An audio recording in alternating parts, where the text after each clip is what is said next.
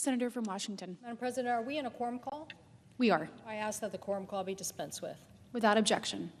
Madam President, I come to the floor to talk about export strategies, collaboration, and American principles. Madam President, no one likes to be left behind. I know somewhere people think there is this I win, you lose mentality. But what happened to let's grow the pie instead of just hoarding a few pieces that are left? Growth, not contraction, is the right solution. The world is more connected, not necessarily because of just because of globalization. We are now more connected because of technology, and nothing we are doing is going to stop that. The speed of information is empowering anyone with an internet connection, aided by the brain of an AI app, to get answers and ideas hundreds of times faster than ever before. Do we need new principles for the information age? Rules the world and we should strive to adhere to? I definitely agree.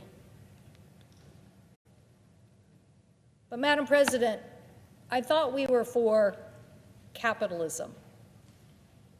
Yes, capitalism in the information age needs better rules so markets aren't distorted, because markets need to be properly policed and they aren't right now.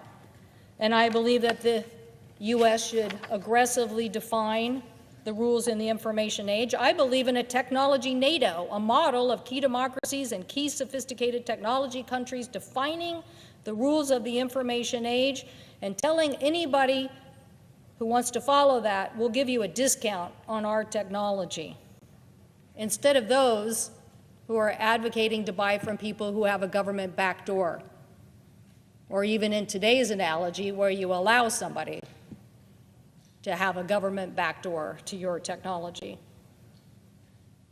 Madam President, capitalism is still the largest, smartest export America wants to export. We want open markets, and we want more people to sell to. 95% of consumers live outside the United States.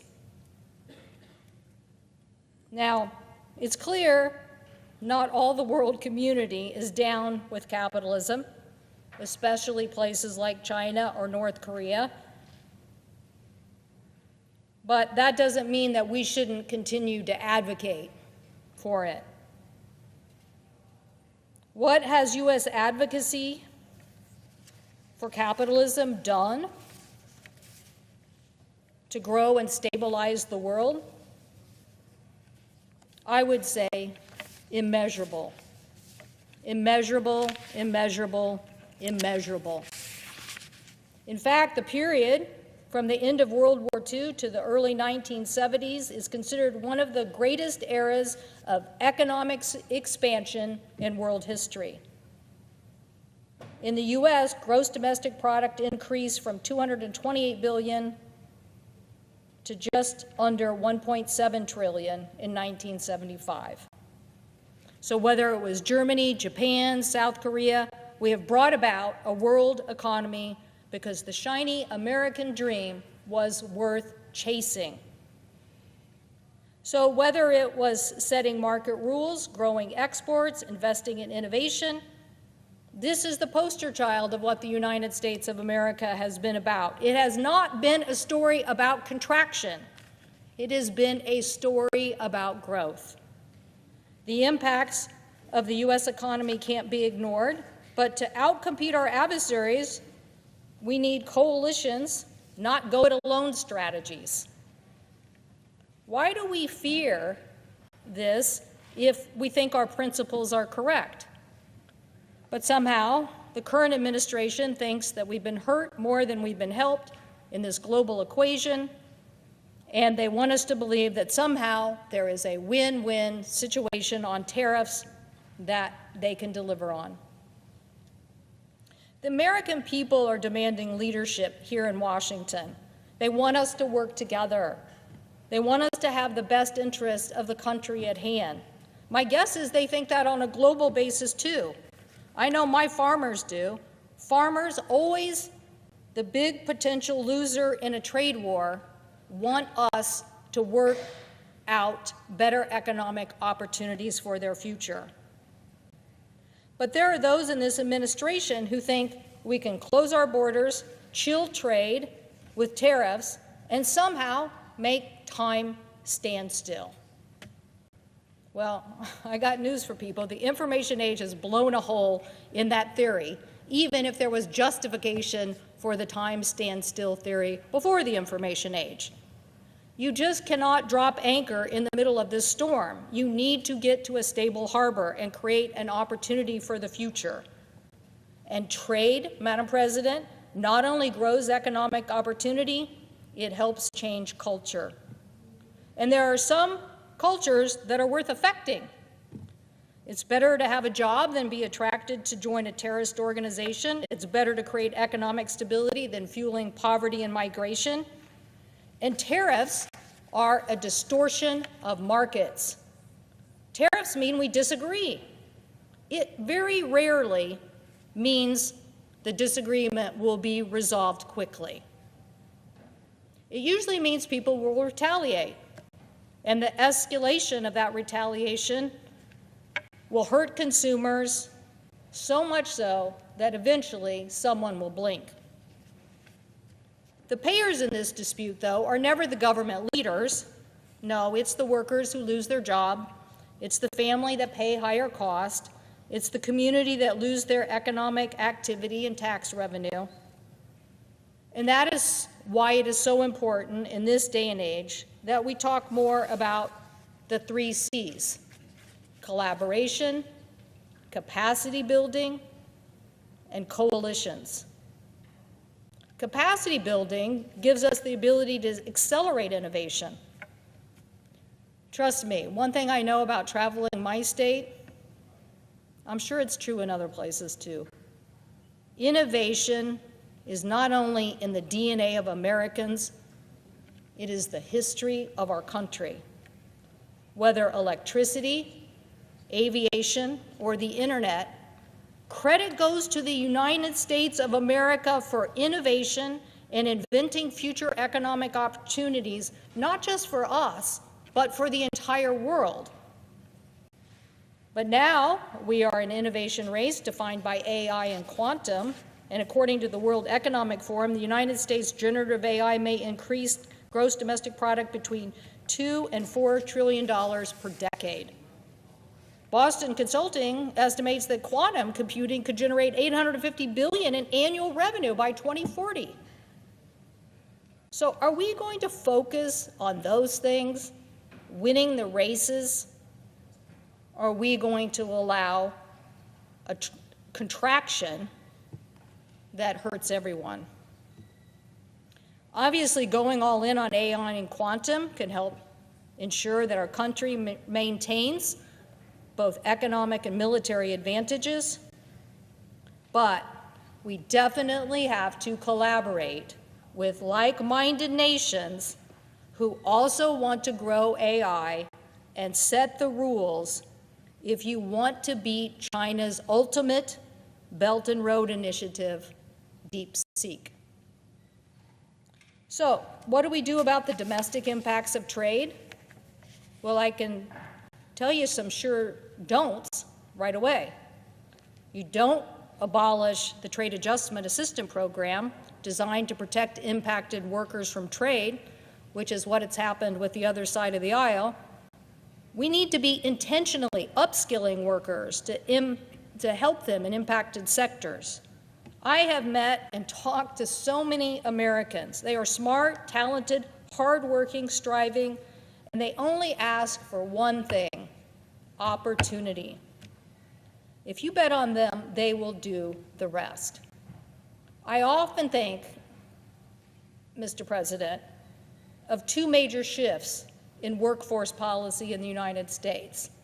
World War II, where we didn't have a workforce and the women showed up in the factories and delivered production. And when the men returned from World War II and everybody wondered what the economy of the future would be, and we gave them the GI Bill, and they created it. So we don't cut workforce training. We invest in 2-year skill training programs at our high school. We make sure that we turn to apprenticeships. We return to the skilling of the jobs that are needed today. You also don't cut export programs like the State Trade Export Program, STEP, or the Export-Import Bank. But what do you do? Well, let's go back to those 3 C's: collaboration, coalition building, and capacity building. We will bring more high-wage manufacturing jobs back to the United States, fostering the investment landscape by continuing on the path of the CHIPS and Science Act and the bipartisan infrastructure bill. Those have put real investments in the United States of America and have started us on the path towards growing the middle class again. But we need to continue to invest in science. We need a robust R&D tax policy for inventors and manufacturers, and we need to help our manufacturers with capital investment, equipment modernizations to help them with their factories. I've seen this in places like Madison, Maine, or Longview, Washington, where we helped revitalize long-standing paper industry into new opportunities for the future. So how do we deal with China? Well, they aren't playing by the rule. They are manipulating and flooding markets. But I guarantee you that just a fear of China is not the answer, and solutions like collaboration and coalition building are critical, particularly in the information age. China does have the largest gross domestic product, about 19% of GDP. In the global economy, the U.S. represents about 15%. But if the United States works to create markets with like-minded partners like Japan, Europe, and the UK, and builds a coalition of like-minded democracies grounded in the rule of law, we can flip the script and have a market representing 34% of GDP. And if we take the next step and expand coalitions to include partners like Canada, South Korea, Australia, New Zealand, and India, then we're looking at a market that instead of China's 19% accounts for almost half, 47% of global GDP. So why aren't we focusing on that economic opportunity? A lot of people say, well, that's not the America of today. But I'm pretty sure Ben Franklin, about the time he was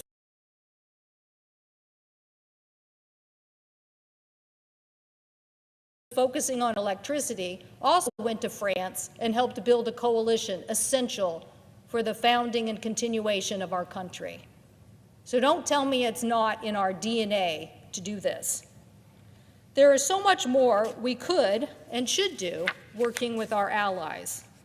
Obviously, I mentioned a few: research and development in artificial intelligence, commercializing quantum, scaling safe, affordable fusion technology.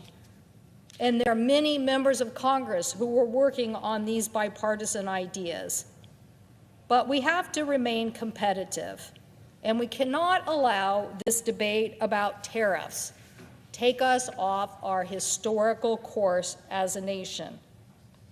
As I mentioned, we mapped out how to get investment in the United States of America.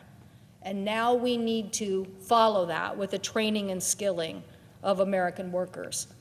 If the AFL-CIO president, Liz Schuler, and Microsoft president, Brad Smith, at a recent meeting in Seattle, agreed we need to train and skill 500,000 electricians for the United States, why can't we here agree and accelerate that? I'm not even sure we can agree on the acceleration of air traffic controllers, and we have every reason to get that done. Last week, I spoke about additional investments the United States needs to make in Panama, Latin America, and others to modernize bilateral agreements that help us counter China. And as I mentioned, I believe in an aggressive Exim Bank investment to counter China's Belt and Road Initiative.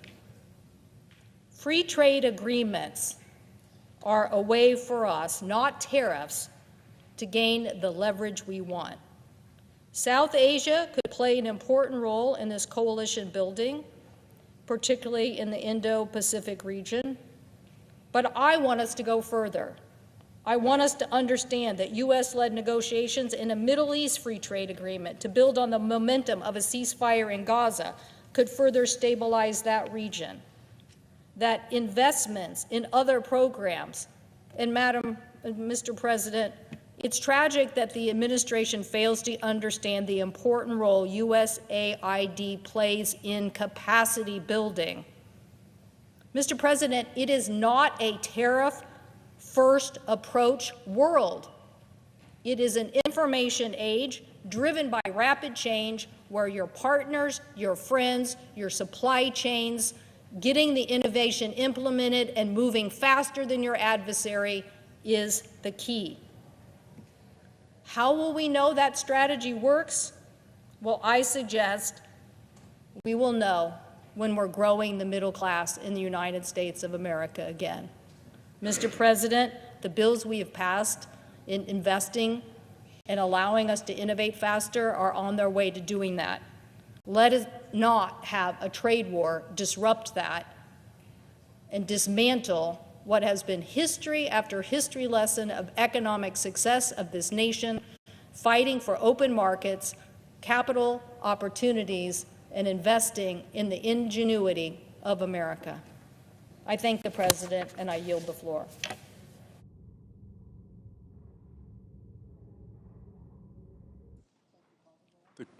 The clerk will call the roll. Ms. Alston-Brooks.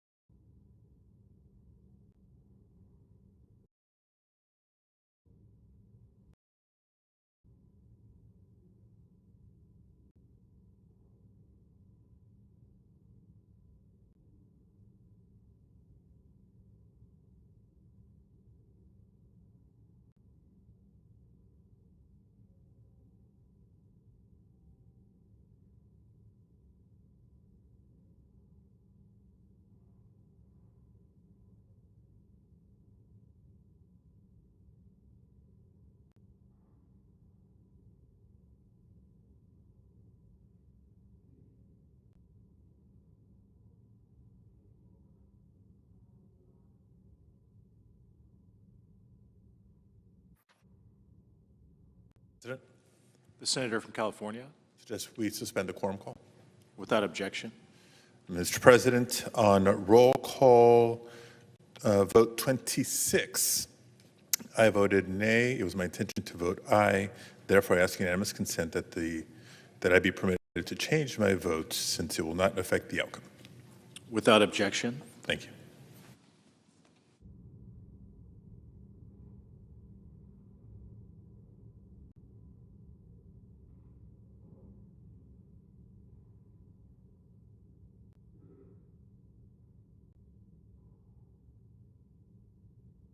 Just seek recognition. I don't need to.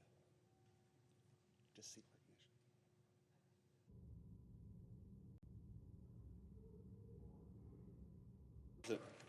The senator from Missouri, Thank you, Mr. President. I stand here to amplify my support that I was able to give in the Judiciary Committee of Pam Bondi, who will hopefully in a few short hours here be confirmed as the next Attorney General of the United States of America.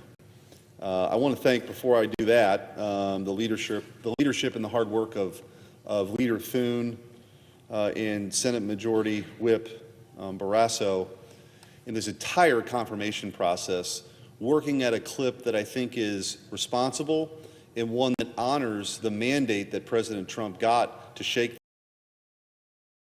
things up here in Washington, D.C. I think what you saw in November was a dynamic where people weren't particularly happy with what was going on in this town. And they voted for reform. And President Trump is putting together a team of reformers. And there look no further than an ideal place for that reform than the Department of Justice. But before I get there, I do want to point out on a note that when President Trump announced that he was supporting Pam Bondi, I think I'd said to somebody, this was a home run. And as many of us in this chamber are often outdone by Senator Graham, he described it as a grand slam, touchdown, hole-in-one, ace, hat trick, slam dunk, Olympic gold medal pick, and he was right. I've known Pam Bondi for years from AG World. That was my job before I had this job. I was the Attorney General in Missouri. And Pam was always known as a leader and somebody that has this really rare combination of a steel backbone and a heart of gold. She's in it for the right reasons. She cares about the rule of law. She started her career from humble beginnings in a small town in Florida, and she wanted to be a prosecutor. We heard in her testimony in the Judiciary Committee that was her goal, was to be a prosecutor, and she spent hours and years in those courtrooms prosecuting the bad guys. And she later became the Attorney General of one of our bigger states, and as I mentioned, she was a leader. She defended the Constitution. She took on the opioid epidemic. She was relentless in taking on human trafficking, and somebody I think that everybody can look up to, not just from a personal perspective and her personal story, but also the way that she took on her job and had accolades from both sides of the aisle. There was actually somebody in the Senate committee who was on the other side of the aisle in Florida that ran for Attorney General the same time Pam Bondi was running for Attorney General and testified to her character. There's just no question that she's supremely qualified for this job. And we're really going to need somebody as the Attorney General to lead the Department of Justice who has that kind of integrity, who believes in the Constitution, believes in individual rights, and getting that department back to where it always should have been, which is fighting crime. Sadly, over the last 4 years, we have seen a Department of Justice gone astray. One that has made headlines, of course, for going after parents who showed up to school board meetings under the auspices of the Patriot Act, treating moms and dads as terrorists, who went to a school board open forum meeting and had concerns about things like critical race theory or forced masking. The full weight of the federal government honed in on parents and Catholics who were treated the same way because they were traditional Catholics, literally setting up informant networks in an effort to spy on them because of their religious affiliation. I'm not talking about the Soviet Union in the 1980s. I'm talking about the United States of America in 2021. What Merrick Garland did to this agency in the Department of Justice is a tragedy. Kash Patel hopefully will move out of the Judiciary Committee here soon and be the next leader of the FBI and restore integrity to that agency as well. But of course, the Department of Justice that Pam Bondi hopefully in a few short hours will be confirmed and then sworn in to lead will restore integrity. In addition to going after Catholics, and in addition to going after families who show up to school board meetings, the very coordinated effort of lawfare by the past administration to take out their chief political rival under the moniker of show me the man and I'll show you the crime can't be dismissed. They're not going to want to talk about that. But the effort to financially ruin President Trump, to literally throw him in jail for the rest of his life, deserves the scorn of the history books. Joe Biden gave a speech in the fall of 2022 calling half of America a threat to democracy, that President Trump would never make it back to the Oval Office, and guess what happened? A series of zombie cases with at best novel legal theories were resurrected. In New York, the number 3 person at DOJ left the Department of Justice to join the DA's office in New York. Why would that person want to do that? Well, guess what? President Trump was prosecuted in a Manhattan courtroom not long after that. In state cases, the number 2 person in the DA's office in Atlanta was coordinating with the White House counsel's office on the prosecution of President Trump in Georgia. And then Jack Smith was brought in, who was notorious among legal circles for overzealous and over prosecutions, overcharging, was brought in specifically to take out President Trump. And it was only the Supreme Court ultimately that prevented that. But this was all a scheme devised by the Biden administration to make sure President Trump never got back into office. Well, guess what? He stared it all down, and he won. And we have a real opportunity now to have a level set. I don't think it's right that we have people pursued because of their politics from a criminal perspective. Nothing was out of bounds in the last 4 years by the Biden administration and Merrick Garland. So Pam Bondi is just the kind of person to come in, to restore integrity, to make sure that our Department of Justice is fighting on behalf of the American people and not an attempt, ironically, to undermine our republic, the very accusation that was leveled at Joe Biden's political opponent. And with that, Mr. President, I look forward to voting yes on Pam Bondi and having a real leader, somebody that we can look up to, lead that very important Department of Justice. I yield back.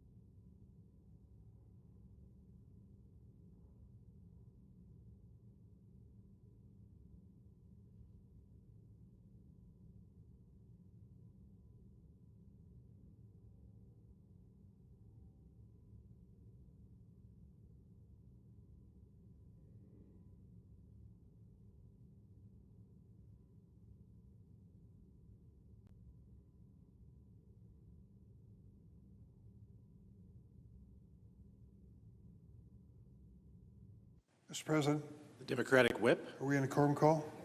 We are not. Thank you, Mr. President. Mr. President, last week I came to the floor to talk about the chaos that has been created by the announced proposed freeze on federal funding and loans.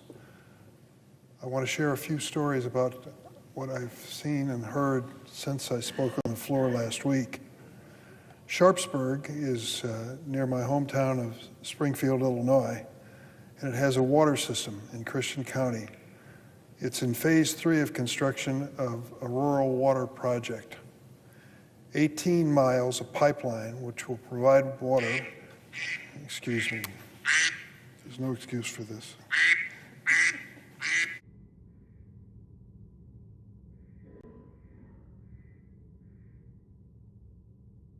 Sorry. That may be a first on the Senate floor. I apologize. It contains 18 miles of pipeline providing water to 50 new rural customers. The work is underway. The project is nearly complete, and it'll be in jeopardy if there is a freeze permitted to take effect. What does it mean? It means that these 50 homes and families will be without clean, safe, and affordable water. That is unacceptable. The freeze also means that scientists at universities across the state are worried about their jobs and research. Parents of children with disabilities are worried about losing resources for their kids. Adults are worried about losing access to health care and social services. Since then, not one but 2 judges have issued temporary restraining orders blocking President Trump's measure. As of yesterday evening, that pause has been extended. But let me remind you, this freeze is unconstitutional. The Constitution gives the power to Congress, not to the President, the power of the purse. And the President has no legal authority to withhold funding that was signed into law for Americans on a bipartisan basis. In the 1970s, former President Nixon tried to impound or withhold funding appropriated by Congress, and in response, Congress passed the Impoundment Control Act of 1974, ICA. ICA is still the law of the land, and it prohibits presidents from withholding funds unless Congress approves the decision through outlined procedures. But consider this. The current administration apparently does not care. The president and his people are ignoring the law, creating chaos in hopes that amidst the confusion, some part of his power grab will stick. He is testing the limits of how much he can chip away at our system of checks and balances. There are reports that unelected Elon Musk and his, quote, government efficiency team now have access to the payment systems of the United States Treasury, which is essentially the checkbook of the entire federal government. Elon Musk tweeted to say he's planning to cut $4 billion in federal spending every single day from now till September 30th. $4 billion a day. I'm appalled to see so many of my Senate Republican colleagues falling in line as President Trump and Mr. Musk attempt to strip Congress of our constitutional authority and cause this kind of pain to our constituents. And I'm disappointed to see so many of my Republican colleagues vote to advance the nomination of President Trump's pick to run the Office of Management and Budgeting, Russell Vogt. If this funding stunt is any indication, he is not fit to run that office. The damage from the freeze extends beyond our shores. Bipartisan, congressionally appropriated funds to provide life-saving humanitarian aid and freedom in places like Venezuela, Iran, and North Korea have been ground to a halt. For example, programs like PEPFAR, started by President George W. Bush, and I give him credit for that, with the support of the evangelical community and its partner, the Global Fund, have dramatically curtailed the AIDS epidemic ravaging parts of the world. The program has saved more than 25 million lives. It has been so effective that some have forgotten just how devastating AIDS happened to be in that part of the world, killing more than 2 million a year globally, leaving 14 million orphans in sub-Saharan Africa. Further, USAID Clean Water and Sanitation have provided more than 70 million people with the first time sustainable access to clean water in the last decade. Programs that have a 6-to-1 return in dollars saved in health, economic, and educational terms. low-cost vaccination programs, eradicated smallpox, and almost eradicated polio from the face of the earth, something that was unimaginable just a generation ago. Food grown by American farmers helps save millions of lives when war or natural disaster strike. Gutting such programs puts innocent lives and American influence across the globe at risk.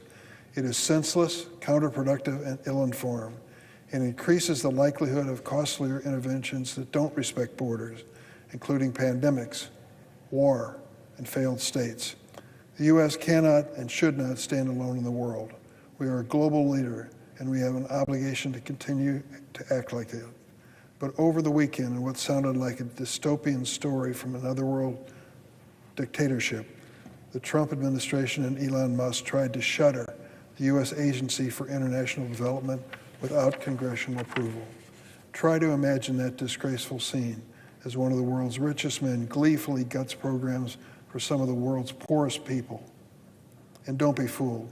This isn't about reform, and the U.S. budget deficit won't be solved by gutting USAID. The foreign assistance budget is only 1% of our federal spending, a small, powerful investment that is not only the right thing to do, but the smart thing to do to prevent conflict and famine in failed states, as well as to build alliances and friends around the world. Gutting such programs is a betrayal of American values. Already nations like China sense a strategic opportunity. Under President Trump, when these programs go away, the Chinese will step in.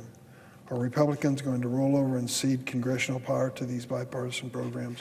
I sincerely hope not. There's a lot at stake in the first few weeks of this new administration. I want to give the president a chance to show his values, but so far I have to tell you there's a lot of disappointment.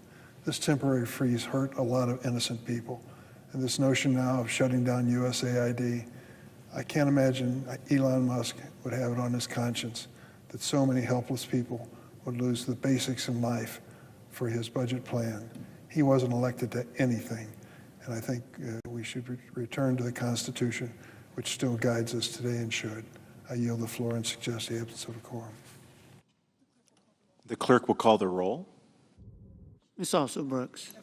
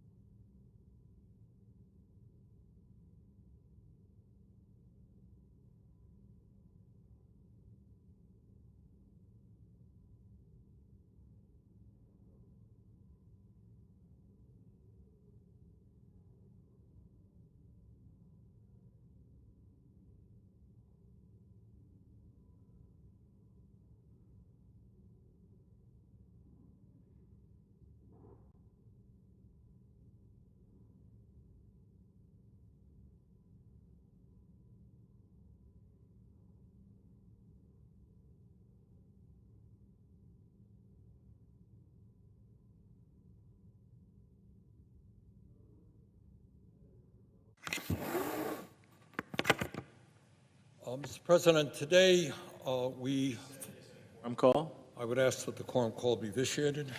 without objection. Mr. President, today we find ourselves in a pivotal moment in American history. And millions of Americans, by their actions or lack of action, will determine the future of our country for decades.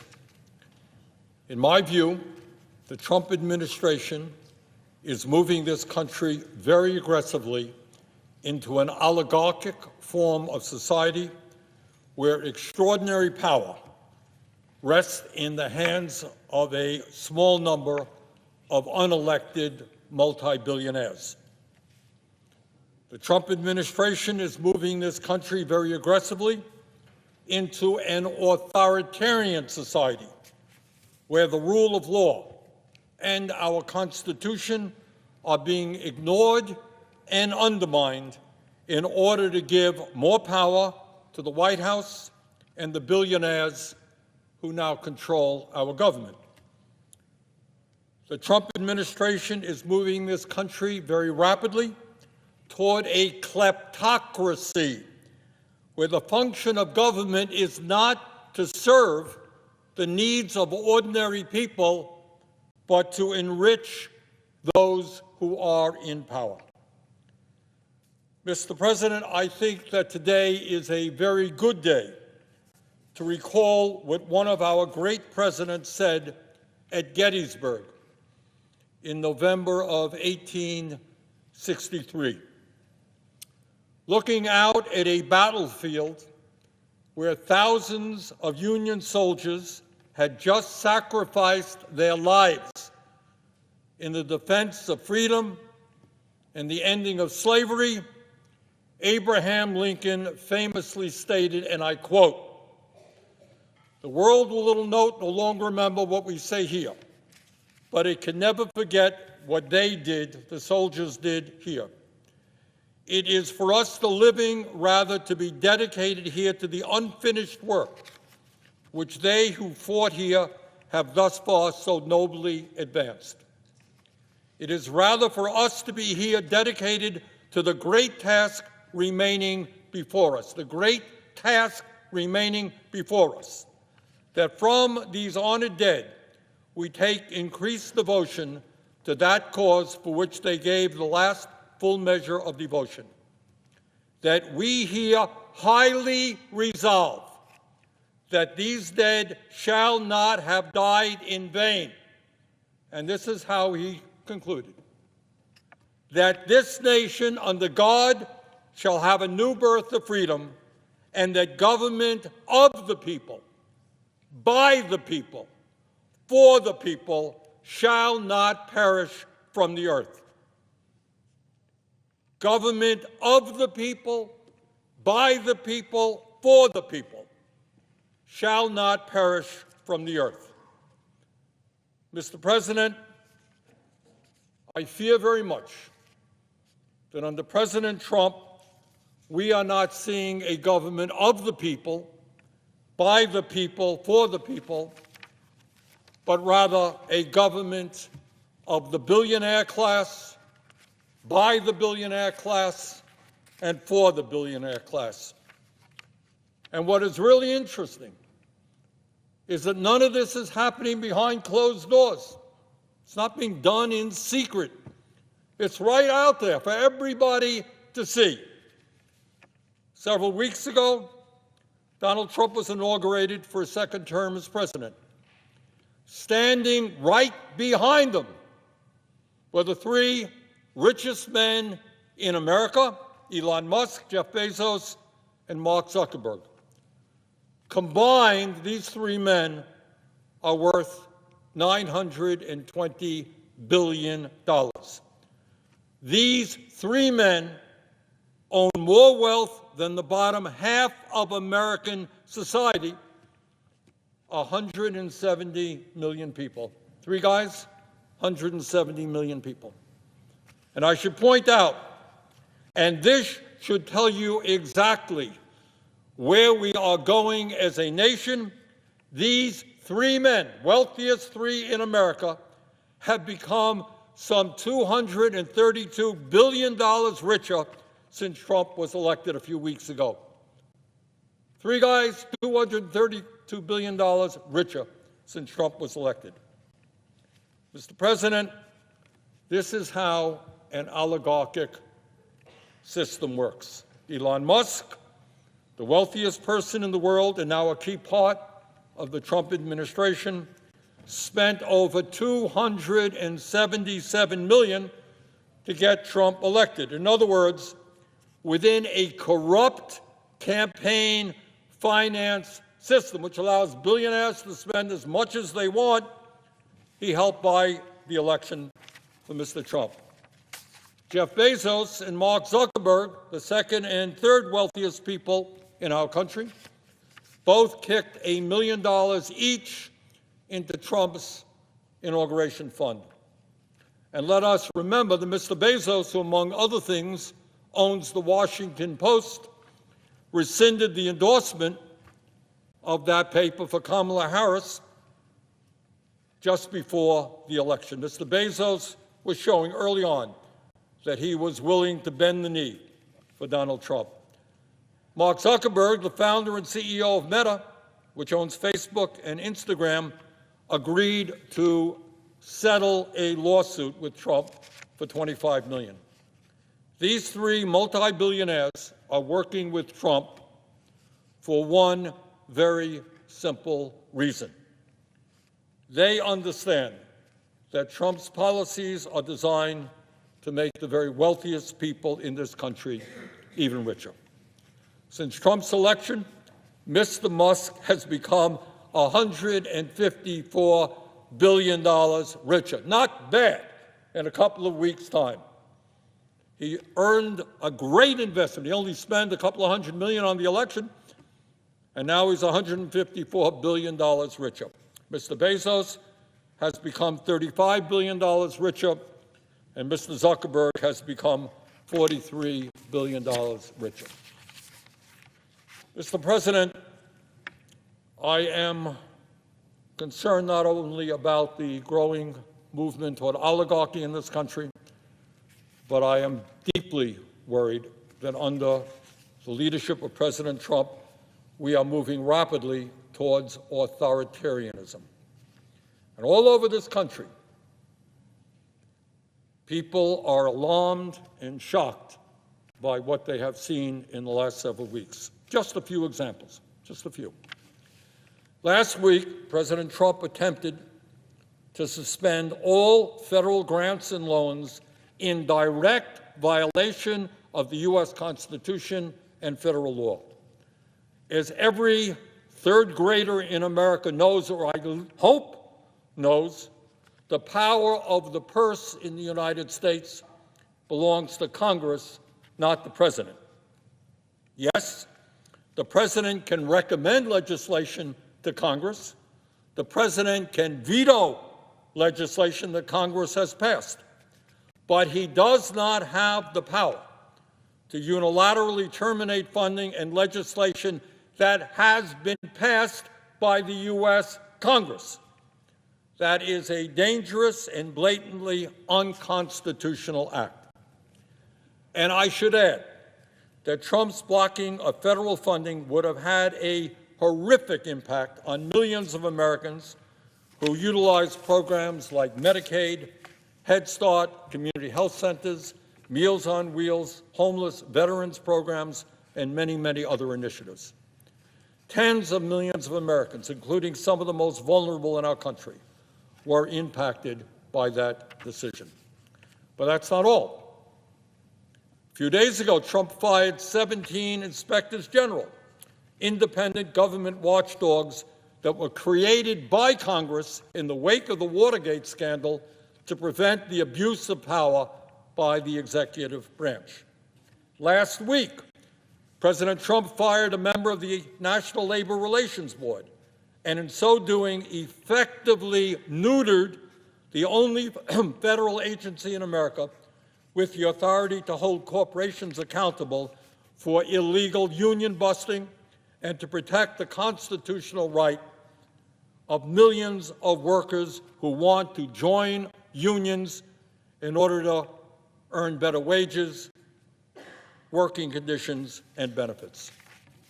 Not only is that move blatantly illegal, it is exactly what Elon Musk, the owner of Tesla, and Jeff Bezos, the owner of Amazon, have been fighting for months. They don't like unions, and what Mr. Trump has given them is the opportunity to make it much, much harder for workers to organize in their companies. President Trump also illegally fired members of the Equal Employment Opportunity Commission, the only independent commission in our country that protects workers against discrimination in the workforce. Further, and what should upset every American, no matter whether you're conservative, moderate, progressive, is that in direct violation of the Constitution and federal law, Trump is intimidating the media with lawsuits against ABC, CBS, Meta, and the Des Moines Register. His FCC is now threatening to investigate PBS and NPR. What Trump is essentially saying to every media outlet in America, if you say or do anything that is critical of me, that displeases me, you may be subject to a lawsuit or a federal investigation. If that is not a direct attack on the First Amendment, on the U.S. Constitution and free speech in our country, I don't know what is. But that is not all. Elon Musk and his unelected minions at Doge have forced out officials at the Treasury Department and illegally shut down USAID, a program which, among other things, helps feed and provide medical help to starving and desperate children all over the world. Presidents, much less unelected billionaires, do not have the unilateral right to shut down federal agencies established by Congress. And when we talk about the very dangerous movement towards authoritarianism that we are seeing in this country now, let us not forget Trump's pardoning of the January 6th insurrectionists who injured 174 police officers right here, right outside this floor. Even worse, not only did he pardon those people, but Trump is undermining the FBI by actually investigating the agents there who helped bring these violent criminals to justice. Imagine that. Pardoning the people who broke the law and investigating the people who upheld the law. That is not what America is supposed to be about. And Mr. President, under Trump, we are rapidly moving toward a kleptocracy as well. Just before the president was inaugurated, he and his wife launched their own cryptocurrency coins, giving them the potential to earn many billions of dollars. If Wall Street CEOs tried to bribe the president with a bag full of money, that would be illegal. That's against the law. But now they don't have to do that. Today, if a multi-billionaire, the head of a foreign country, wants to curry favor with the president, all they have to do is buy his cryptocurrency coins, and when they do that, they are directly enriching Mr. Trump. So, Mr. President, the question that millions of Americans are asking is, given the move toward oligarchy, given the move toward authoritarianism, given the movement toward kleptocracy, where do we go from here? What should we as Americans be doing?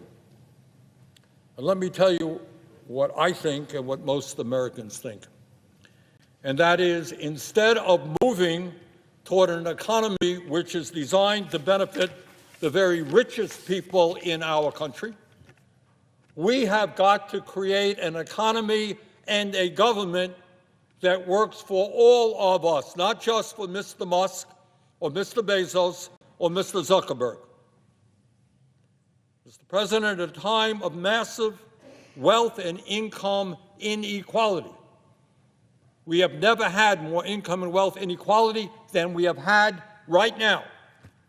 It is beyond stupidity to provide more tax breaks to the very richest people in our country and then to pay for those tax breaks by cutting back on Medicaid and other programs desperately needed by working families all across this country. That is what we should not be doing. But let me take a moment to tell you what we should be doing. At a time when 85 million Americans are uninsured or underinsured in our broken healthcare system, we have got to do what every other major country on earth does, and that is guarantee healthcare to all people as a human right, not a privilege. That's what we've got to do. At a time when 1 out of 4 Americans cannot afford the outrageously high prices that the pharmaceutical industry charges, we have got to end the absurdity of the American people paying by far the highest prices in the world for prescription drugs. We have got to cut the cost of medicine in this country in half, making it comparable with what the rest of the world is paying. Mr. President, the federal minimum wage today is $7.25 an hour. That is a starvation wage. Well, 60% of our people, 60% of Americans live paycheck to paycheck. We must raise that minimum wage to a living wage, at least $17 an hour. If you work 40 hours a week in the richest country on earth, you should not be living in poverty. Mr. Musk and Mr. Bezos want to make it harder for workers to join unions. Well, we have got to do exactly the opposite, make it easier for workers to join unions by passing the PRO Act. At a time when we need the best educated workforce in the world, we need to have the best public schools in the world. And among other things, that means we need to substantially raise teachers' salary. We need to attract the best and the brightest young people into education, and we do that, among other things, by making sure that no teacher in America earns less than $60,000 a year. We also radically reform our broken child care system so the little kids in this country get the quality care they need and the workers there are adequately compensated. Mr. President, all over this country, from Vermont to LA, we have a major housing crisis. And it's not just the 800,000 Americans who are homeless.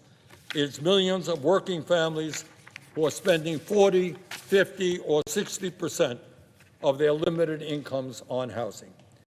Instead of spending almost $1 trillion a year on a wasteful and bloated Pentagon budget, we have got to build millions of units of low-income and affordable housing. And when we do that, we put large numbers of American workers to work at good-paying union jobs. Mr. President, I have heard time and again from Mr. Trump's supporters that the president won the election and he has been given this huge mandate, just an overwhelming mandate to do whatever he wants. Well, no president has the right to move us to oligarchy, authoritarianism, or kleptocracy. But more important, let us not forget that while Trump did win this election, he actually received 4 million votes fewer votes than Biden did in 2020 when Biden won the election. So here we are. Where do we go? What do we do? I think now is the time for the American people to come together, to not allow those who want to divide us up by the color of our skin or our sexual orientation or where we were born. That's what they want to do. They want to divide us up. Now is the time for us to come together like never before and make certain we do not move toward oligarchy make certain we do not move toward authoritarianism or a kleptocracy. And most importantly, in the richest country in the history of the world, we must understand that we have the capability of providing a decent life for all of our people. We can do that when we stand together and we don't let folks divide us up. And with that, Mr. President, I would yield the floor.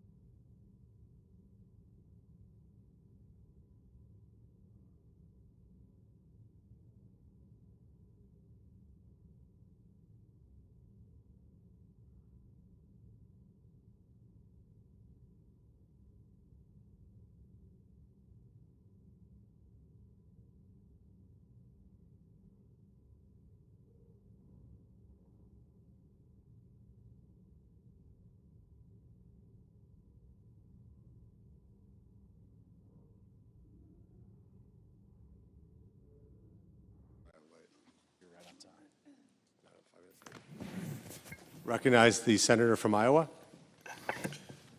Before I speak, I've been asked by leadership to make this request unanimous. I have 4 requests for committees to meet during today's session of the Senate. They have the approval of the majority and minority leaders. Duly noted.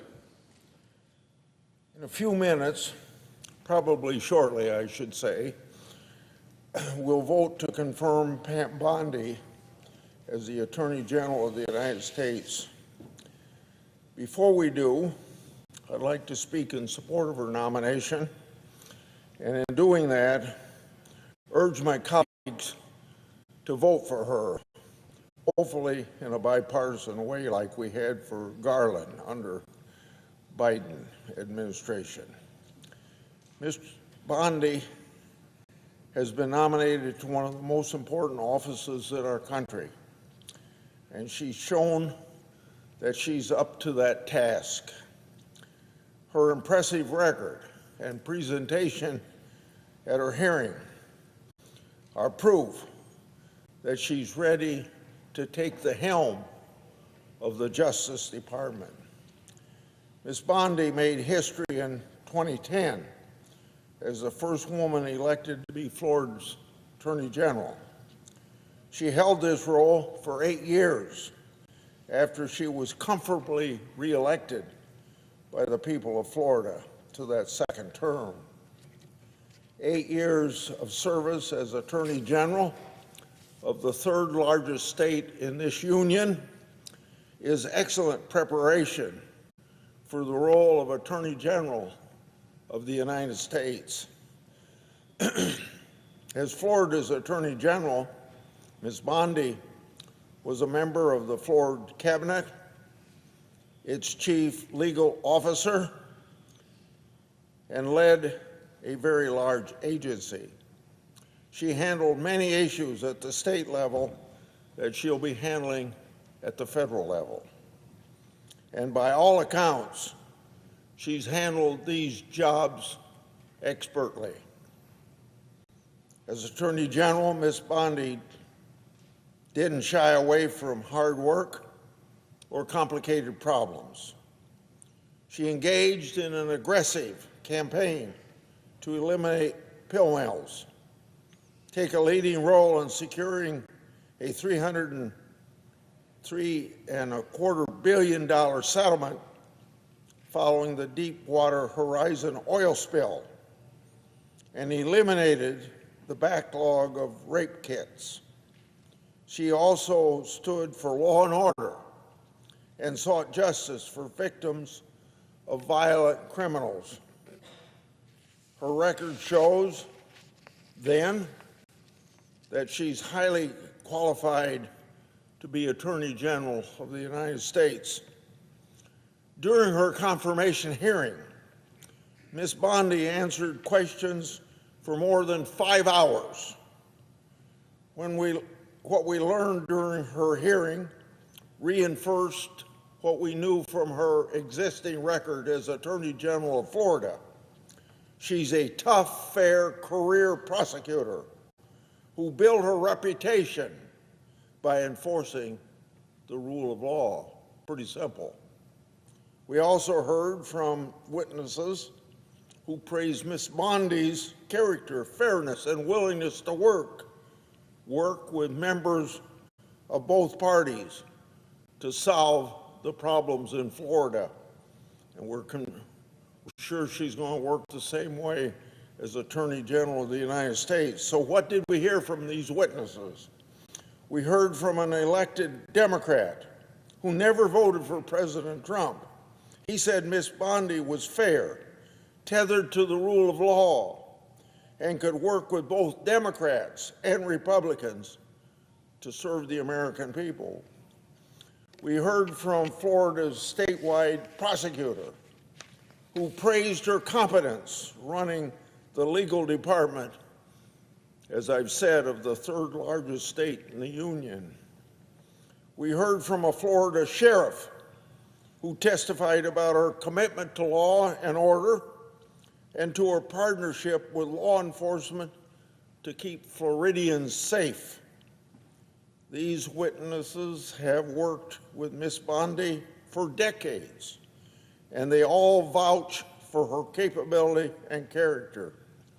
Ms. Bondi's nomination has also received a flood of support from all across America. So I have a group of people here that have expressed their view through letter to the committee. Law enforcement groups representing more than 650,000 officers wrote to urge us to support Ms. Bondi's nomination. A few of these groups included the National Association of Police Organizations, the Fraternal Order of Police, the National Sheriff's Association, major county sheriffs, National Narcotic Officers Association, the International Association of Chiefs of Police, and still some others. This support is a testament to Ms. Bondi's history of backing the blue. We should all be backing the blue. I just met with some law enforcement people just before coming over here, and I tell every one of them, I'm not for defunding the police, and thank you for keeping the peace. We've also received letters of support from more than 100 former senior Department of Justice officials, scores of former U.S. attorneys, dozens of state attorneys general, women's rights groups, Second Amendment groups, and of course others. Between her record, her presentation in committee, and the support she's received from across the country, I'm convinced that Ms. Bondi is the right choice. So, when confirmed, Ms. Bondi will take the helm of what we all know is a turbulent time and also a Justice Department infected with political decision-making and its leaders refusing to acknowledge that reality. In other words, political decision-making, at least on the 7th floor of the Hoover Building, overtaking the major role of the FBI, and the FBI is part of the Justice Department. They aren't putting first things first. So here are a few examples of political decision-making and infection in the department. Crossfire hurricane. Secondly, the Justice Department's targeting my staff, yeah, that's right, my investigative staff, who at the time was investigating at my direction the government's abuse of Crossfire hurricane. Thirdly, cover-up of the Hunter Biden laptop story and sweetheart plea deals offered by the Department of Justice to Hunter Biden. Fourth, the FBI's inappropriate briefing to me and Senator Johnson during our Biden family investigation that was later leaked, and nothing's supposed to be leaked from what we call the SCIF. Fifth, Special Counsel Jack Lawfare's operation. In other words, trying to put now President Trump in jail. Sixth, the targeting of traditional Catholics, concerned parents, and abortion protesters as security threats. And seventh, the coordination of censorship of political speeches. And I don't have an 8th, 9th, 10th, 11th, and 12th, but they exist. I'm not going to take your time on that. Now, all of these things that I mentioned, plus things I haven't mentioned, are very serious breaches of the public trust. And we can't tolerate that sort of breach. I'm confident Ms. Bondi will not tolerate that breach. And I'm looking forward to working with her to shed sunlight on these abuses. And sunlight, as some Supreme Court justice said, is the best attack against, oh my gosh, I forgot exactly what it was, but sunshine is supposed, coming in will really solve a lot of problems. This is the way I put it. I say we need more transparency in government, and transparency brings accountability. Now, I've already released new FBI records, in fact, just last week, with Senator Johnson, that show even more political violence biased within the Justice Department and the FBI. These records prove that former FBI special agent in charge, Thibault, a known anti-Trump agent, authored the initial language for what ultimately became Jack Smith's federal case against Trump regarding the 2020 presidential election. That case was codenamed Arctic Frost. Now, I don't know where they get the name Arctic Frost, but that's what the case was called. These records that we released last week showed a scheme in place between the Justice Department and FBI officials to get Trump. I had to rely on brave whistleblowers to uncover the truth because I was stonewalled by the Justice Department and the FBI. And I was stonewalled even after they promised at their own confirmation hearing that they would answer the letters that congressmen wrote them. We never got any answers. In fact, there's 58 answers in the last 4 years I've written to the FBI on my investigations that I have not gotten answers to. So, if you wonder why I'm so passionate about Pam Bondi, I'm confident that she's going to take a different approach, and she says yes for answering our letters. It'll be yes instead of what the other people should have said at the answer to that question is maybe. As the recent terrorist attacks in New Orleans and around the world have shown, we're faced with very serious threats to our national security. The president needs his team in place to protect our country, and the American people deserve a secure homeland and borders, safe streets, and orderly markets. We need to swiftly confirm a capable and serious Attorney General to get to work. Now, I'm disappointed that none of my Democrat colleagues on the Judiciary Committee voted for Ms. Bondi in committee. I hope it'll be different when we get to the full Senate. We had a bipartisan vote, as I've said previously, for Attorney General Garland. Maybe on hindsight we shouldn't have had, but we did have. There's no doubt that Ms. Bondi is highly qualified. In committee, several of my Democrat colleagues even acknowledged as much. She's qualified for the job. She represents mainstream views shared by at least the 77 million Americans who voted for change on November 5th. This should earn her the same bipartisan support this body gave Attorney General Garland, so that's the third time I've said that.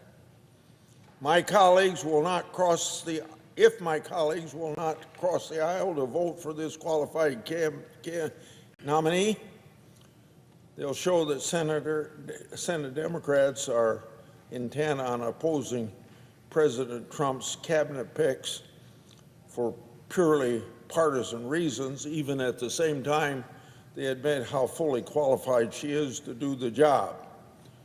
So ending now, I say once again, I proudly support Ms. Bondi, look forward to confirming her. She's ready and able to serve our country well, and I know she'll work with President Trump to restore faith in the Justice Department. I urge all of my colleagues to join me in confirming Ms. Bondi. I yield. Now I recognize the senator from New Hampshire. Mr. President, I'm happy to be on the floor this afternoon with my colleague from New England, Senator Welch from Vermont. We are neighboring states that have been spooning for a very long time.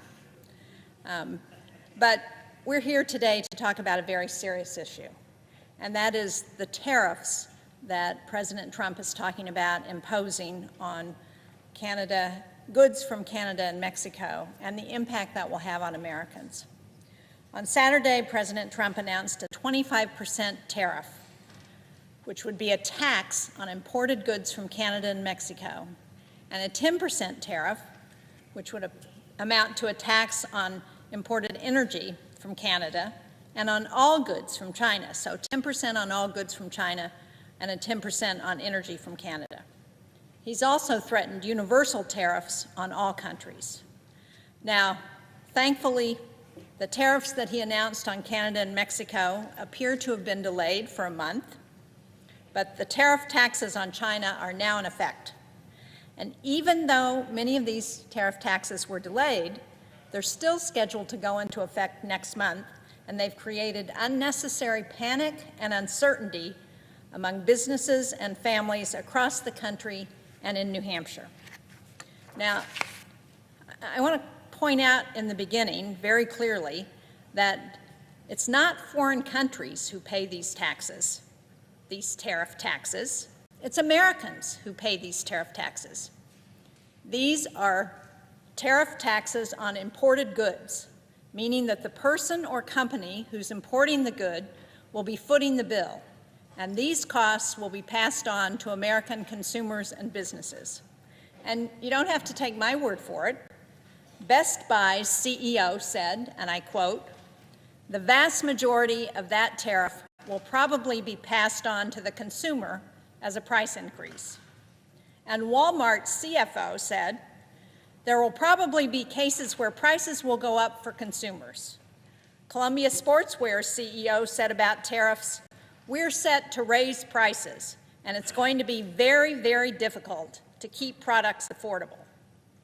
Now, if we look at the cost of just the tariff taxes that were originally announced on Saturday, those would raise costs for the average American household by more than $1,200 a year. And if we get into a trade war with increasingly high tariffs on both sides, and that's what it appears could be happening with China, those costs will go up even more. Now, President Trump campaigned on a promise to lower prices for everything. The tariffs that he's talking about would have the exact opposite effect. I'm glad the administration and the president listened to reason. He delayed the start of these tariffs, but I hope we don't have to be back here in a few weeks making this case again. And I want to make sure that people understand what these tariff taxes would do and highlight some of the areas where Americans would be directly affected. First is energy. America imports more oil and gas from Canada than from any other product. In New Hampshire, more than half of the gas in people's cars comes from Canada. These tariff taxes would make gas prices go up, and they could even lead to supply shortages because refinery and delivery infrastructure just doesn't turn on a dime. President Trump's new 10% tariff tax on energy from Canada would also directly raise the cost of keeping warm for Granite Staters during the coldest months of this year. In New Hampshire, our #1 import from Canada is heating oil. And nearly 250,000 households in New Hampshire, that's about 40% of our households, more than Vermont, I think, Senator Welch, rely on fuel oil to heat their homes. We're the second highest state in the nation, next to Maine, who relies on #2 heating oil to heat our homes. Another 100,000 Granite Staters rely on propane, and about 30,000 homes use wood. So that's about 60% of New Hampshire that relies on delivered fuel to stay warm. Much of that is coming from Canada. The average home in New Hampshire on heating oil uses about 600 gallons in a winter. And for older, draftier homes, and sadly we have a lot of those in New Hampshire, or those who are further up north, families may be using upwards of 1,000 gallons a winter. And with temperatures dipping as low as 20 below zero in the state in recent weeks, heating oil is a real necessity. And my constituents are already getting notices. I don't know, Senator Welch, if the same is true of your constituents, but I bet it is. But they're saying that those notices tell them their costs are going to go up if these tariffs go into effect. On Sunday, I heard from Derek in Sandwich, New Hampshire, who received a letter from his heating supplier, Irving Oil, that informed him that his bill for heating oil would be going up. The letter stated, "As you may be aware, the U.S. government has announced a new tariff on imports from Canada, including the heating oil or propane that Irving Energy delivers to you. And the letter went on to describe that the tariff costs will be added to the price that he pays, even though he already has a contract. As Derek wrote to me, I will now have less to spend locally.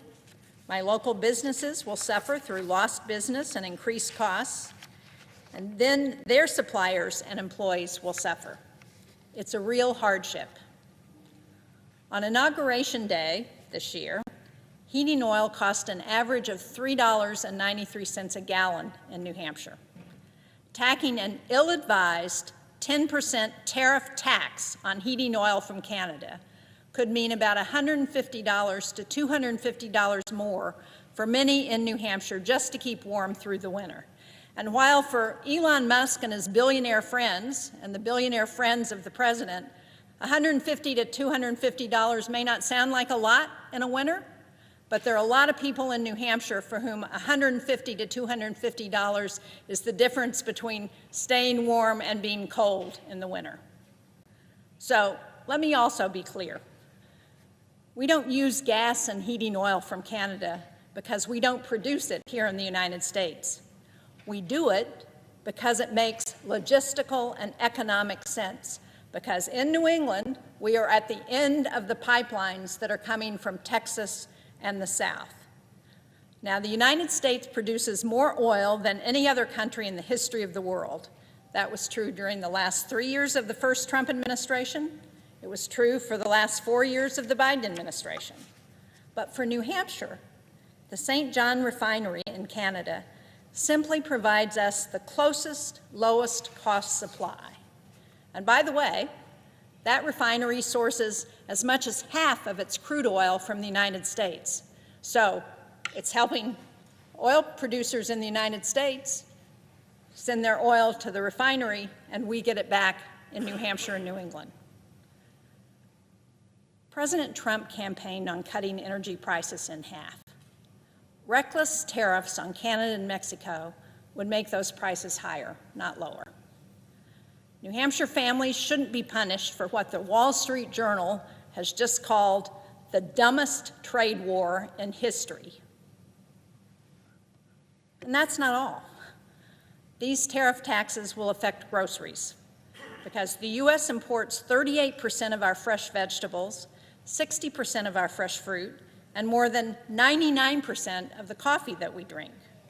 If we take all these together, Americans could be seeing an extra $200 a year on their grocery bills because of the Trump tariff tax. That doesn't include the longer-term impact of taxes on farm equipment or fertilizer. America imports about 85% of the potash fertilizer we use, and much of that comes from Canada. Now, we already have record high prices for coffee and eggs, if you can find eggs. Some grocery stores are sold out. And one of the things that just happened in the last week is that because of the stop work order that President Trump put on our services that we provide overseas to track bird flu, we're no longer tracking the bird flu that has helped drive up the cost of eggs. So it could get worse, and we're not even going to know about it until we see those prices reflected at the grocery store. Now, any new 25% tariff tax on these imports would make our food more expensive at a time when families are already stretching and straining their household budgets. Tariffs sometimes get talked about as a way to support American manufacturers, but that also misses the mark. Half of the products the U.S. imports are either raw materials or intermediate components, and that means the parts we make into cars or electronics. All of these inputs would get more expensive for American manufacturers, which is only going to make it harder for them to compete internationally. One of the messages I hear regularly from businesses is that uncertainty is one of the hardest things for them to deal with. One example of this is a call I got 2 weeks ago from a small business owner in New Hampshire who sells specialized agricultural equipment, both in the U.S. and overseas. This is a family business with 5 employees. His father founded it 50 years ago. And he reached out specifically because he's worried about what tariffs on the components he buys from Canada could do to his business. For the specialized equipment that he needs, there aren't a lot of manufacturers out there. So he reached out to my office asking if he was going to have to pay $5,000 more in costs for each of the machines he sells. He took over this business just a couple of years ago, and he's been working to invest to modernize it and expand. Now he has to worry about whether he can try to grow the business, whether he might face new foreign competition, or even if he can pay out bonuses or give raises to his employees. He can't even be certain what kind of pricing schedule he should send out for the year, because his costs could go up $5,000 next month. And last week I heard from another small business, Granite State Packing. It's a startup meat processing company that's only 2 years old. They started just 2 years ago and they already have 10 employees. Last year they actually got $1.6 million in a grant from USDA to expand their operations. That's going to allow them to double their workforce. In order to expand, they placed an order for $500,000 in new equipment, because the specialized equipment that they use isn't made in the United States. Now, depending on how and when these tariffs go into effect and when their equipment might get delivered, they could be looking at a bill, an increased bill for $125,000. That's going to affect whether they can follow through on the expansion, whether they can actually add the staff they want to add, and they don't have any way of knowing if they're going to face an unexpected $125,000 bill, because President Trump and this administration hasn't made up their mind what they're going to do about these tariffs. Over the weekend, I had another business owner from C&J Bus Lines. They run a great bus line from the seacoast of New Hampshire to Boston. The owner told me that they've ordered 7 buses from Quebec, new buses, because they're made in Quebec. These tariffs would add $150,000 to the cost of each bus. Now, between that and the higher fuel costs that they would pay, they could be looking at $1.3 million more in added costs this year because of the Trump tariff tax. No small business can easily just absorb a 25% price increase, nor can they plan on how to grow their business and keep providing good-paying jobs with this kind of uncertainty. So, make no mistake, I'm glad the administration delayed these tariffs. I hope they understand how this action would affect America's small businesses and the impact this would have on the economy. And let me finally just talk about housing impacts, because New Hampshire has an affordable housing crisis. These tariffs would make that worse. Lumber makes up about 15% of the cost of building a house, and a lot of building materials, in addition to lumber, are imported. The National Association of Home Builders wrote, in part, and I quote, "Imposing additional tariffs on these imports will ultimately be passed on to home buyers in the form of increased housing prices." That means that this 25% tariff tax would directly add to the cost of building a home at a time when too many Granite Staters and too many Americans across the country already can't afford housing. And we shouldn't pretend that American tariffs are going to go unanswered. Other countries are going to retaliate, and getting into a tit-for-tat trade war is not going to help working Americans pay their bills. Families across New Hampshire and America are worried about the high costs of housing, about the cost of groceries, about what it costs to heat their homes. Business owners are similarly worried about costs or unexpected expenses. I'm hearing regularly from them about the impact of the uncertainty on their ability to grow their businesses because of these tariffs. President Trump promised during his campaign, and I'm quoting here, to lower the price of everything. But instead of doing something to lower costs, what he's doing now, what his administration is doing, is planning to add a 25% tariff tax to countless imports from Canada and Mexico. And they've already added a 10% tariff tax on goods coming in from China. And again, while this was delayed at the last minute, this would raise costs for everything from groceries to housing to energy. It would disproportionately hit lower income families. I'm glad for the delay. I don't want people to misunderstand that. But how is a business or a family supposed to plan when they don't know if important costs like gas or heating or groceries are going to spike any day? I want to finish by reading a quote here. The quote says, "Tariffs are inflationary and would strengthen the dollar, hardly a good starting point for a U.S. industrial renaissance." That's a quote from Scott Bessent, the new Treasury Secretary, who just got confirmed when he wrote to his investors just a year ago. I happen to agree with what he said then, but unfortunately the administration he just joined seems to be willing to risk more inflation. These sweeping tariff tax increases would hurt American families, businesses, and workers. I'm glad the taxes on goods from Canada and Mexico were delayed. I hope this administration can provide everyone with certainty that they won't go into effect next month. Thank you, Mr. President. I yield to my colleague from Vermont.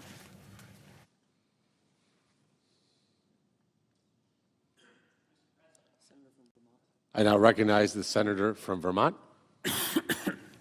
Everything my colleague, the senior senator from New Hampshire, said about New Hampshire and how people are really struggling to pay their bills, the cost of rent, the cost of housing, home heating fuel in the winter, it's been brutal, groceries. That is totally the same situation for families in Vermont, and it is around the country.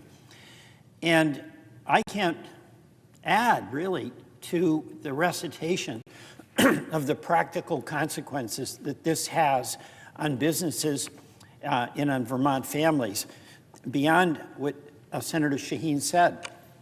But it really, it mystifies Vermonters. People come up to me and they say, "Peter, seriously? This is going to increase our grocery prices? This is going to mean lumber is more expensive? This is going to mean home heating fuel, and we rely on Canadian gas probably more than you do, but also home heating fuel. This is going to raise our prices." In that $150 to $200 you're talking about, that's real, that's real money. And they just are mystified that we would, through the president, increase their monthly bills. And for what reason? I want to talk a little bit about that. New Hampshire and Vermont, we mostly get along, but we're rivals in hockey and other things. But we both have incredibly close relationships with Canada. They're our friends. In Vermont, we have a library in Derby, Vermont, that's half in Vermont and half in New Hampshire. And our kids are going back and forth to play hockey. And that's just on a very personal level, the affection that we have for Canada and they have for us. They come down and ski in our mountains. They come down and visit. We go up there. And there's an element of, Peter, what's going on?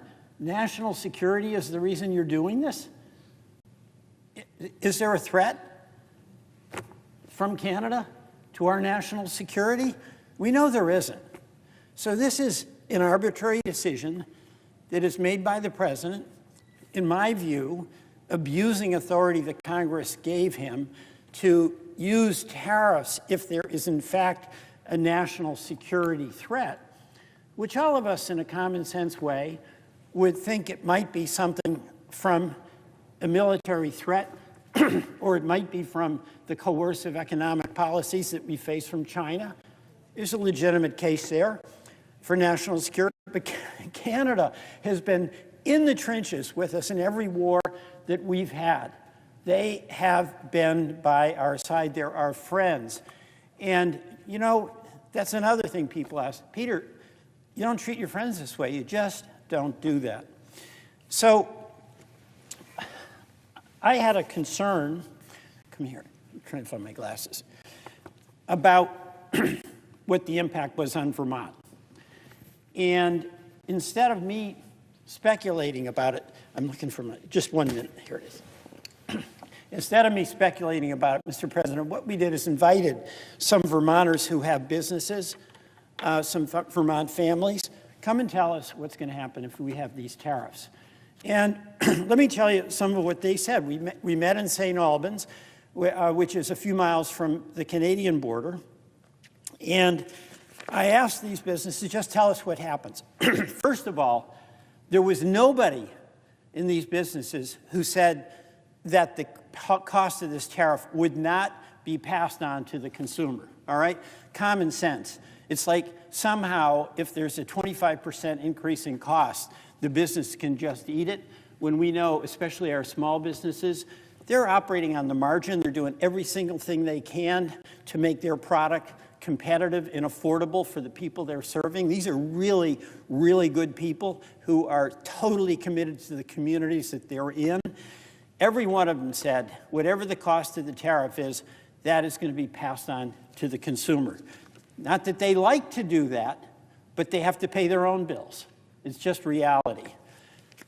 The second thing they talked about was the uncertainty that occurs for businesses.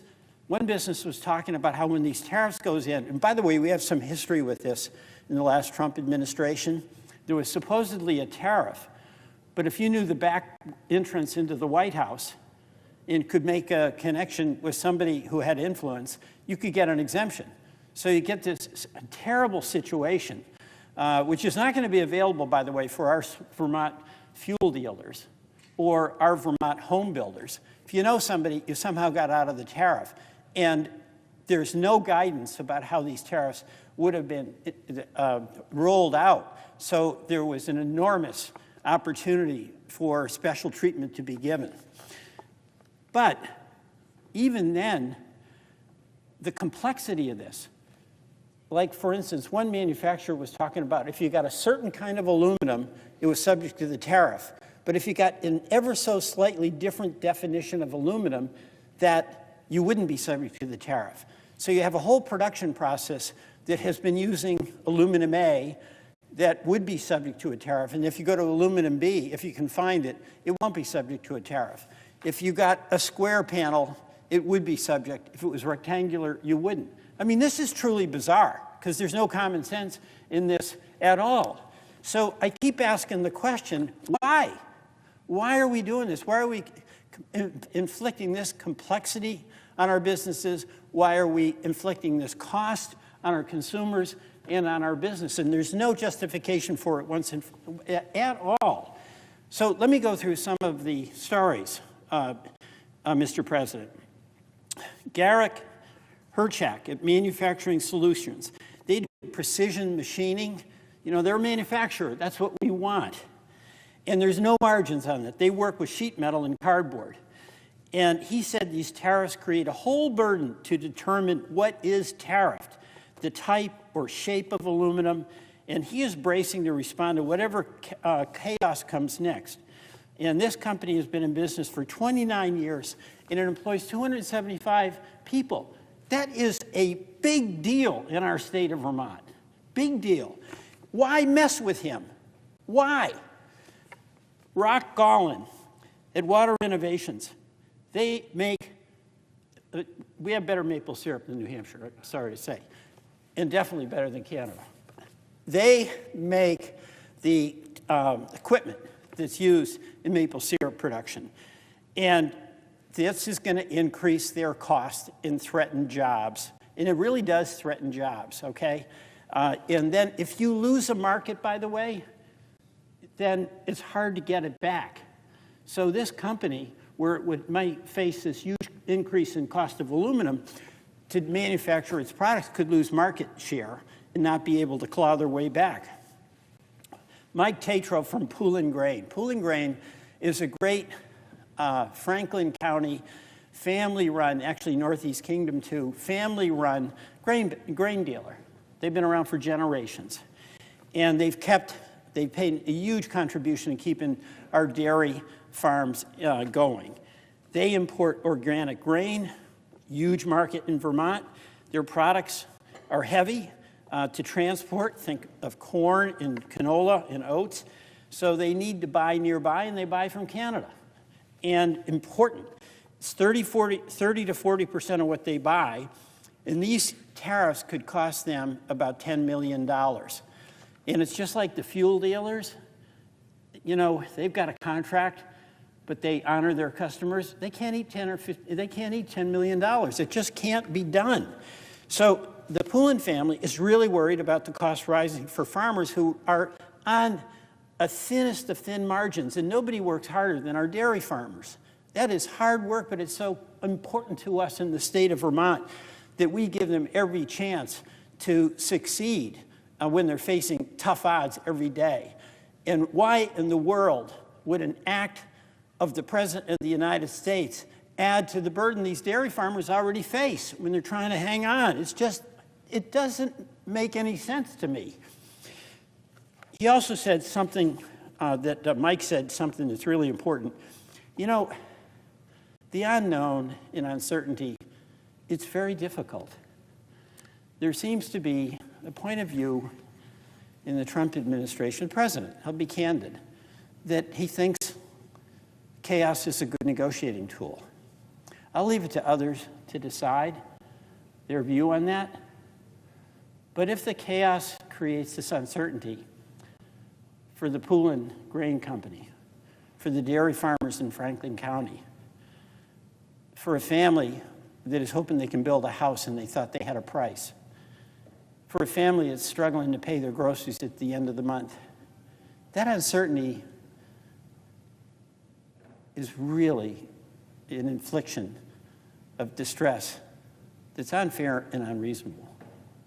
And to create uncertainty in everyday people who are trying to live in their community, do a good job for the people that they serve, families that are trying to do their contribution in the community and keep the well-being of their family together, and they're on a tight margin, it's cruel to inflict unnecessarily uncertainty. You know, the people from Vermont, the people from New Hampshire, and I think this is true around the country, they're okay with facing hard and grim circumstances. And they'll grit their way through it. And they'll take care of their kids. They'll take care of their community. They'll be generous. But you know what? When the hardship that is something they have to deal with is a hardship that has been arbitrarily inflicted upon them by authorities or powers in Washington, in this case the president, and in my view, totally improper invocation of so-called national security with our biggest ally, Canada, then they start to wonder. That makes the burden even more and more difficult. So another person that was there, Sarah Meerhoff, was a representative of the general contractors of Vermont, and they do all the building. They've been incredible with the infrastructure challenges we've had after Tropical Storm Irene, that was a while ago, and then the floods we had in July of 23, and then again in July of 24. The cost of raw materials is already very expensive, and she quoted one of her members, Kevin Moyer from Vermont Frame, who said, "Tariffs have always been bad for everyone. As a business owner who buys a lot of timber from Canada, I'm very worried about the impact of tariffs on my company. I cannot absorb these costs and will have to push them through to my clients in the form of price increases, which will make my company less competitive versus other construction techniques like conventional framing." So I keep asking myself, why are we doing this to folks who are so essential to the well-being of the communities that we represent? And by the way, you've got two border state senators here. We have a lot in common, but everything we've said applies to similar businesses in every single state in the country. So this is not a Republican-Democratic deal. These tariffs are going to cost our families that you represent, Mr. President, that as the senior senator from New Hampshire represent, that I represent, it's going to cost them more money And for what? What are we getting in return? So, Mr. President, I too am very relieved, actually, on behalf of the people of Vermont and the people in New Hampshire and the people of this country, that there's been a temporary pause in these tariffs. But the uncertainty goes on. There will be no more justification in 30 days from now to impose these tariff taxes on Vermonters and on New Hampshireites than there is today. And today there's no justification. And in 30 days, there'll be no justification. And I would call upon the President to get real in accepting the consequences to everyday families, to small businesses. These aren't billionaires. These are really hardworking people in Vermont, in New Hampshire, and they just rightly don't understand this. So, yes, it's good the tariffs have been suspended. It's really bad that they were ever threatened to be imposed. They will never do any good when there's a bogus reason, so-called national security, and a real abuse of that authority by the President to invoke that with respect to our closest ally and neighbor and in the trenches with our soldiers in every war we've been in. So, Mr. President, I just urge President Trump to do the right thing here. He can be tough. He can pursue his policies. But the first principle that every one of us in public office should respect is that we do no harm to the people we represent by the policies we advocate. Mr. President, I yield back.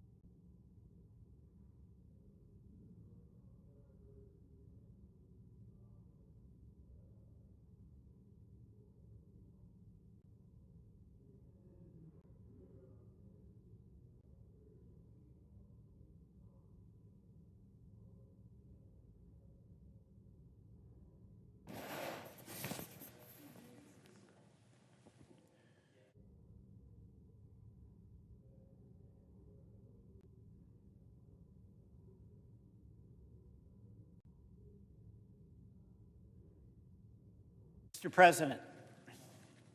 Recognize the senator from Vermont. Thank you, Mr. President. Over the past 2 weeks, political operatives in the administration of President Trump and Elon Musk have shown the American people and the world that they plan to destroy as much of the professional workforce in the executive agencies as they can get away with. Whether it's illegal, and it is, or unconstitutional, and it is of no concern. Inspector generals and career civil servants who have served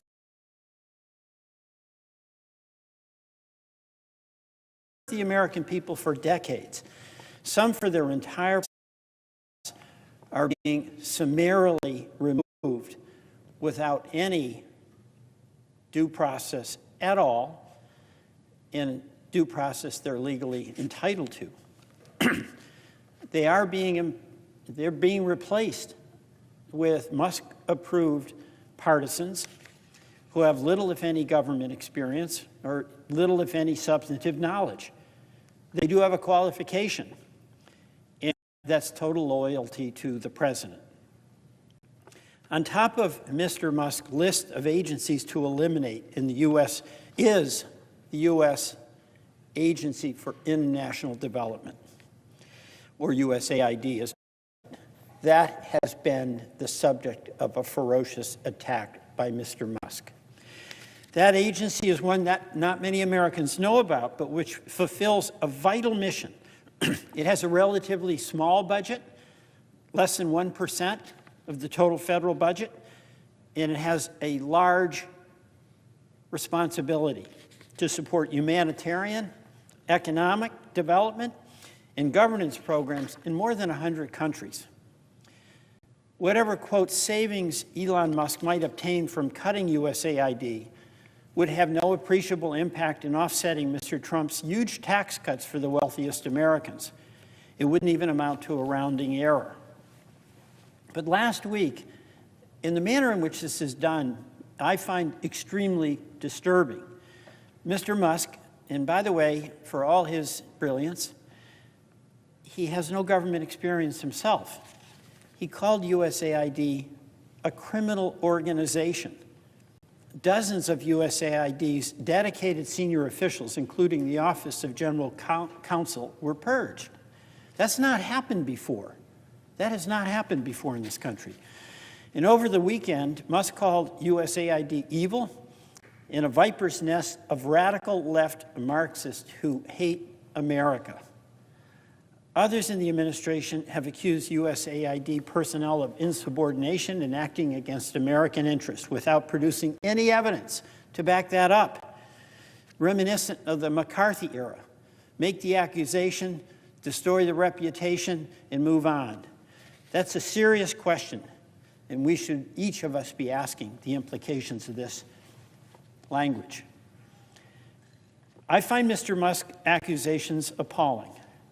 I know they're factually baseless, and frankly, I find them despicable. It's also curious because in 2022, his company Starlink received millions of dollars from USAID for Starlink's operation in Ukraine, not to mention the incredible amount of taxpayer subsidies that helped Tesla become the major company that it is. And Mr. Musk, he's a billionaire, as we know. He has no reluctance to take taxpayer funds from USAID. None. He took money from USAID. It was a good organization when the money was coming from it to him to help us in Ukraine. But now he's calling it a criminal organization. And I doubt that he knows what 99% of USAID employees do, or the positive impact they have on the lives of people around the world, and on U.S. national security, the obligation all of us have as members of the United States Senate. I wonder if he's ever met or has ever spoken to anyone who works at any of the 60 overseas missions, or seen with his own eyes what USAID does in countries like Indonesia, Ethiopia, Haiti, Mozambique, Ghana, or Guatemala, just to name a few, where the lives of countless people really do benefit from USAID. And being billionaires, President Trump and Elon Musk may not be aware that fully 1 billion people in the world live on less than $1 a day. They may not be aware that the lives of hundreds of millions of people, especially children, are threatened by diseases that can be prevented or cured with drugs that cost only a few pennies.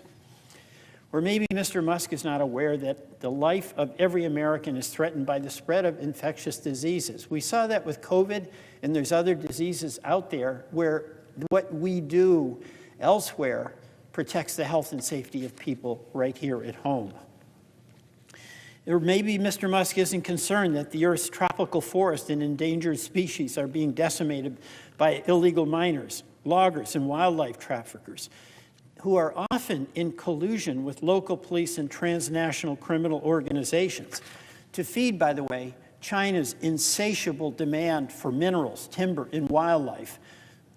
Consequences to the environment be damned. USAID works with local governments and organizations to protect forests in South and Central America, Central Africa, and in Indonesia, and to train wildlife rangers to combat poaching and trafficking. It may make absolutely no difference to Mr. Musk, as it clearly doesn't to President Trump, that the rising acidity of the oceans in plastic pollution are destroying what remains of the world's coral reefs and marine species at the bottom of the food chain due to the burning of fossil fuels. And USAID works to protect marine ecosystems and support the reduction of fossil fuels, carbon emissions, and reduce plastic waste. Mr. President, government corruption, repression, and impunity may not be a priority in other countries for President Trump and Elon Musk to take on, even though they are major causes of the poverty in the world, political instability and violence, narcotics trafficking, and migration in our own hemisphere. So what happens in these countries makes a difference in what happens here, especially with respect to immigration. And these are just a few of the many complex global problems that USAID personnel works to address every day, every single day, partnering with foreign governments and thousands of non-governmental organizations. Those are real people. They're doing real work, even though they aren't CEOs. They're doing their best to address poverty, environmental degradation, corruption, and governance.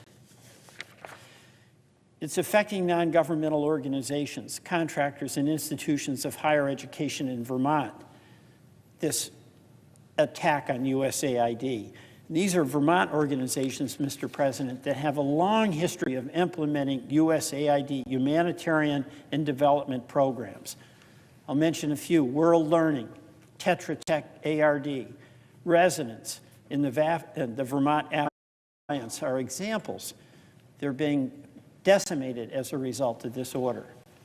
And suddenly, out of the blue, without even an hour's notice, these organizations and others were forced to shut down programs and lay off staff with no idea of what comes next. Many of their employees are working overseas where they are stranded without even the ability to have funds to pay for flights home. That's how sudden it was. And unlike Mr. Musk, they don't have their own private jets. This not only sends a message to the people of those countries that the United States can't be relied on, it's pretty cruel. Create that uncertainty, that confusion, and then that desperation. The U.S. Agency for International Development, like any federal agency, is not perfect. And anytime there's talk of reform coming from your side of the aisle or ours, I'm all ears, because anything we can do to make what we have work better, we all have an obligation to do our part. But USAID was established by an act of Congress more than 25 years ago. And constitutionally, no president and no unelected billionaire can unlawfully shut a congressionally authorized agency down. There's no authority to do that. And we shouldn't stand by and essentially abdicate our Article I authority and cede the capacity to a president to pick and choose among agencies legally authorized by the Congress as to whether he will destroy it or continue it. You know, some folks have said that shutting down USAID is part of the president's plan to reduce the national debt. It isn't. You know, I think the president cares a lot less about the national debt. It went up by more than $7 trillion to pay for tax cuts, and eliminating the USAID would make no dent in that at all. Some have said that we need to better align USAID's programs with the policies of the State Department. That's something that is worth discussing. And I'd have some confidence in Secretary Rubio taking a serious look at how that can be done.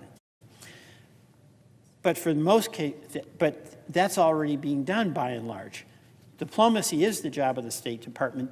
It's not the same as development, which is what the USAID does. And you don't shut an agency down, freeze billions of dollars in authorized programs, silence or remove entirely the senior staff, and lock thousands of employees out of their offices. I mean, this is unbelievable. You locked the door so people show up for work and they can't get in. And you do that without any notice before having any discussion. You know, this is a difference between disruption, that can be good, and destruction, which is terrible. And I believe, Mr. President, that it's our job. It's our job as senators to speak up in defense of the civil service, the foreign service, their families, USAID's autonomy, and the foreign assistance programs that Republicans and Democrats have strongly supported for generations. Programs that have been the building blocks of U.S. security partnerships and alliances around the world that we depend on to prevent conflict, respond to humanitarian disasters, and create markets for U.S. exports and counter the malign influence of our adversaries. Mr. President, as my colleague, the senior senator from South Carolina, has said year after year when speaking about USAID, quote, soft power is a critical component of defending America and our values, unquote. He's been a consistent defender of USAID's workforce and budget, as have many other Republican members of Congress, leaders of the U.S. business community, and senior military officers who understand that diplomacy and development are as important to preventing conflict as the threat of military force and a strong military, which we support. It wasn't long ago that Secretary Rubio, then our colleague Senator Rubio, praised USAID's work in global health, in aiding victims of natural disasters, in supporting Venezuelans who were persecuted by that dreadful Maduro, until Elon Musk decided that it's, quote, time for USAID to die. Really said that, time for USAID to die. USAID previously had always received bipartisan support. This is no time for the Congress of the United States Senate, to stand by passively, while an agency that plays a unique, indispensable role in protecting the interest and the influence, the security, and the reputation of the United States around the world is decapitated and dismantled. Those responsible for the self-inflicted disaster have no respect for the law, no respect for the will of Congress, and no respect for the thousands of truly patriotic